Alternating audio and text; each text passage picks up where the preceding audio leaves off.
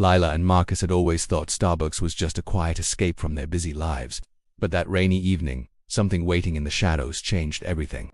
A whisper, a reflection that wasn't theirs, and a cup with a name they didn't remember writing. By the time they realized the store wasn't normal, it was already too late. Every step they took brought them closer to something alive, something hungry, something that watched from every window. What began as a simple coffee run would turn into a nightmare they could never wake from. I used to think Starbucks was just another place to pass time, a corner with warm lights, the smell of coffee, and the low hum of conversation. That afternoon, I had walked in later than usual, hoping to grab a quiet moment for myself. The store was almost empty, the kind of emptiness that usually feels peaceful, but something about it felt off. The hum of the machines seemed louder than normal, vibrating through the floorboards. I tried to ignore it, telling myself I was just tired from work. The barista behind the counter didn't look up when I ordered. Her eyes were sharp, almost unnervingly so, scanning something far beyond the register. Her hands moved with mechanical precision, sliding my coffee toward me without a word. I felt a small shiver run down my spine, but I told myself I was imagining it. I chose a seat near the window, one of those small tables where you can see the street outside. I pulled out my laptop, hoping to get some work done, but my mind kept wandering. That's when I noticed it, a flicker in the glass of the window. For a second I thought someone had just walked past behind me, but when I turned, no one was there. My chair was empty. I laughed at myself, blaming fatigue or maybe too much caffeine already, but the feeling didn't leave. Minutes passed, and the sense of being watched grew stronger.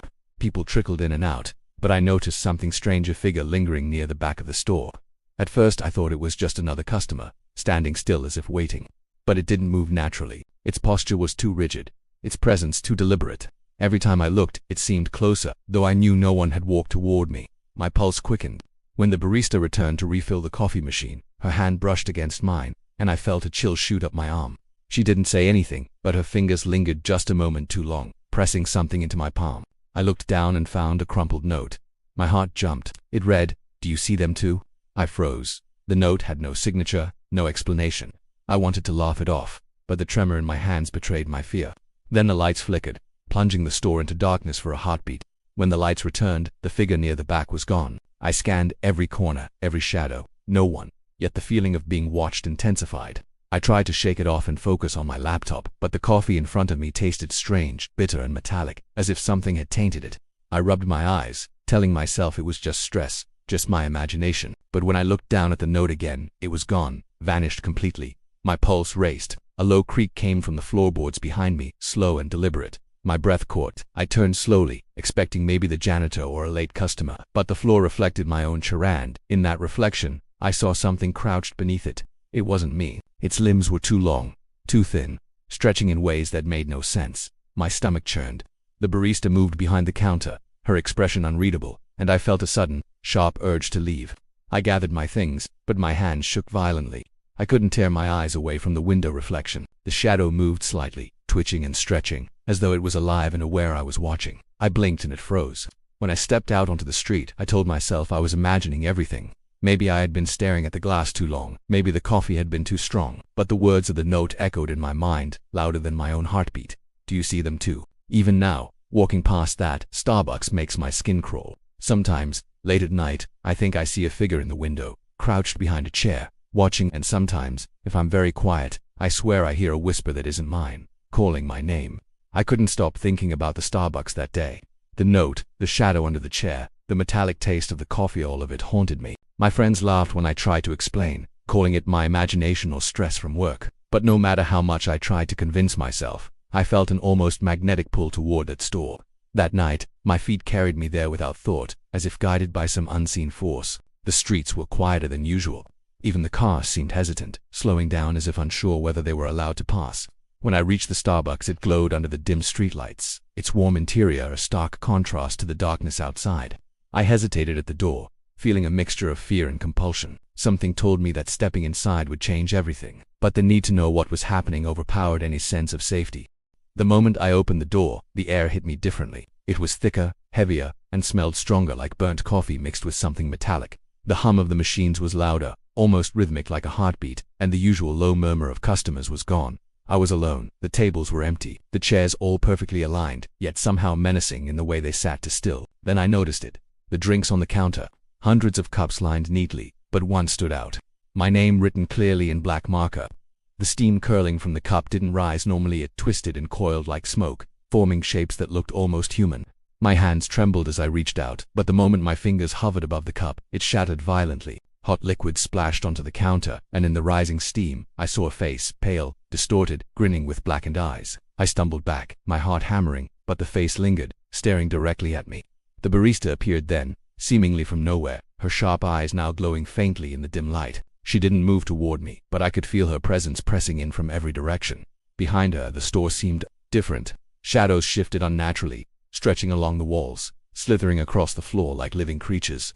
The reflections in the windows didn't match reality, they moved with a mind of their own. Figures crouched, reaching out, faces pressed close to the glass. I wanted to run, but my legs refused to obey. I felt a whisper brush my ear. Sit, watch. My body froze.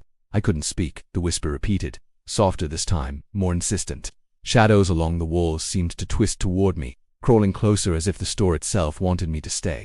Chairs shifted slightly, the legs bending at impossible angles, threatening to trap me if I tried to move. Every instinct screamed to leave, but my feet stayed planted, glued to the floor. The barista stepped aside, revealing a hallway I had never noticed before. It was dark, narrow, and seemed to stretch down endlessly. A cold wind whispered from it, carrying voices I couldn't understand. My mind screamed for me to turn back, but curiosity or something darker propelled me forward. The floor beneath me felt unstable, tilting slightly with each step, and the hum of the coffee machines behind me had become a low, menacing growl. I caught my reflection in the window again, and my stomach dropped. It wasn't just me. Behind my reflection, dozens of faces pressed against invisible glass, mouths moving silently, eyes wide and black. I spun around, but no one was there. When I looked back at the window, the faces were still there, closer now, reaching toward me as if begging to be let out. A sudden movement in the hallway drew my attention. Shadows shifted, forming human shapes, bending and contorting in ways that shouldn't be possible. I tried to turn away, tried to convince myself it wasn't real, but a strange compulsion rooted me to the spot. The barista's eyes glowed brighter, her smile widening just enough to suggest she was pleased by my fear. Then the whisper returned, louder, insistent. Do you see them now? My vision blurred, my heart raced, and for a moment I felt as if the store itself had swallowed the entire city. The hallway behind the counter stretched infinitely, dark and endless, with figures waiting inside waiting for me. I bolted for the door. The instant I stepped outside, the store seemed normal again. People passed by, chatting and laughing as if nothing had happened. I looked back over my shoulder, but the windows were just windows. No shadows, no faces, no hallway. Only the faint scent of coffee lingered, clinging to my clothes, my hair, my skin. Even as I walked home, the image of that cup, the face in the steam, and the glowing eyes of the barista burned in my mind. I told myself I'd never go back, but a part of me already knew I would. Somehow, I would, because the whisper followed me all the way home. Sleep had become impossible. Every time I closed my eyes, the Starbucks haunted me. The face in the coffee steam, the black-eyed barista, and those twisted shadows all appeared behind my eyelids, whispering words I couldn't quite hear but somehow understood. Even in the daytime I felt them watching me. My apartment no longer felt safe. Every corner seemed to shift when I wasn't looking, as if the walls themselves were alive and waiting. I tried to ignore it, tried to convince myself that I was overworked and paranoid, but the strange calls started that night. My phone would ring, silent, only heavy breathing on the other end. Sometimes the line went dead before I could answer. Other times a whispering voice murmured my name in a pattern that sent chills down my spine. I wanted to throw the phone away, but an invisible force kept bringing it back to my hands. Days passed, but the compulsion to go back to the Starbucks only grew stronger. I couldn't explain it.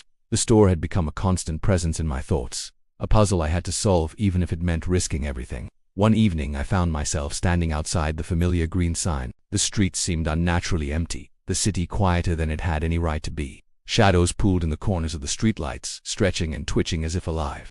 My heart hammered, but I stepped inside. The store felt wrong immediately. The coffee machines hissed louder than ever, and the smell of burnt beans was so strong it made my head spin. The usual chatter of customers was gone. The tables and chairs were empty, yet I could feel a presence, dense and suffocating. Then I noticed the counter. Cups lined up neatly, each with a name I didn't recognize, except one. My name was written in bold black marker on a cup at the center, steam curling from it like living smoke. I reached toward it, unable to stop myself.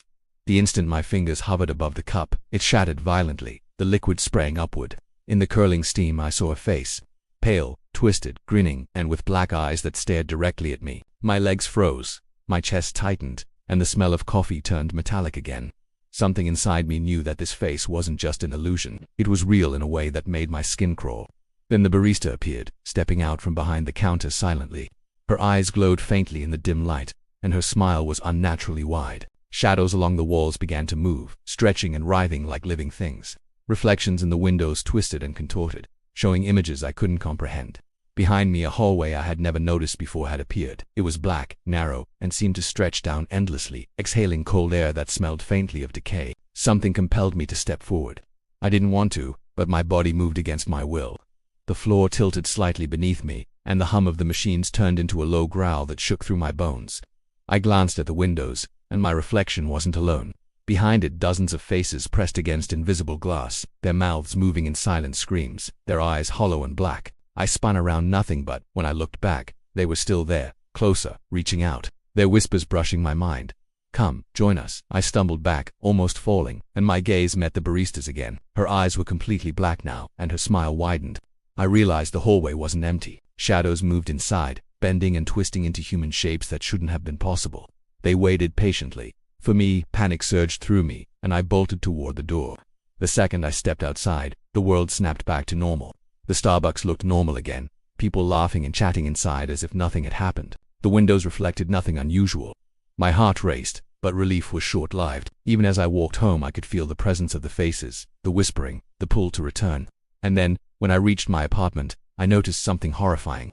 The shattered cup, the one with my name on it, had followed me. On my kitchen counter, the steam curled upward, forming shapes that resembled twisted, grinning faces. My name was written again, this time in the rising smoke, and beneath it, words I hadn't noticed before appeared. "You'll be back." Sleep that night was worse. Every shadow in my room seemed alive, creeping toward me, whispering my name. My reflection in the mirror wasn't mine. Alone faces pressed behind me, and a black-eyed barista stared silently, waiting. I realized then that this wasn't just a place. It wasn't just a coffee shop. It had found me, and somehow, I had become part of it. I knew I wouldn't be able to stay away. Somehow, somewhere, I would return. I had tried everything to escape it. I avoided Starbucks. I stayed inside my apartment. I didn't answer the phone, and yet the store followed me everywhere. Every corner of the city seemed tainted by it. Every time I passed a Starbucks sign, the glow of the logo felt unnatural, almost alive. Shadows seemed to linger behind the glass, twisting and writhing when I wasn't looking directly at them. My friends no longer called or visited. I was alone, and the city itself felt like it was closing in, pushing me toward that place. One evening, I found myself walking down a street I didn't recognize. The city looked normal at first, but there was a strange emptiness.